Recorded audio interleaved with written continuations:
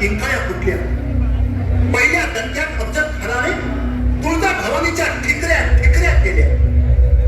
त्याने पंढरपूरच्या विठ्ठलाची विटंबना केली. स्वराज्याचा उंच भगवा पायदळी तुडवण्यासाठी आणि शिवाजी राजाला जिंदा या मुर्दा गिरफ्तार करण्यासाठी अफजल खान वाईस येऊन पोचला.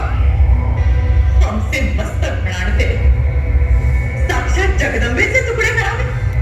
शिवबा, आम्हाला अफजल खानाची चीड आहे, पण खानाच्या फौजेचे मराठी सरदार आहे, त्यांना याची चीड येऊ नये. सगळी लाचारी आहे साहेब. मतदानासाठी, पालखीत बसण्यासाठी. पालखी मेळे काय स्वराज्यात नाहीत. त्याला सोडू नका. उसने पेढा त्याने आमच्या थोरल्या लेकरास घात करून मारले.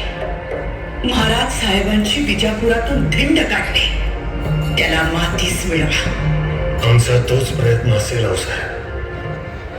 प्रतापगडाच्या पायथ्याशी अफजल खानाची भेट ठरली. स्वराज्याचं भवितव्य ठरणार होतं. नीती अनितीचा निवाडा होणार होता.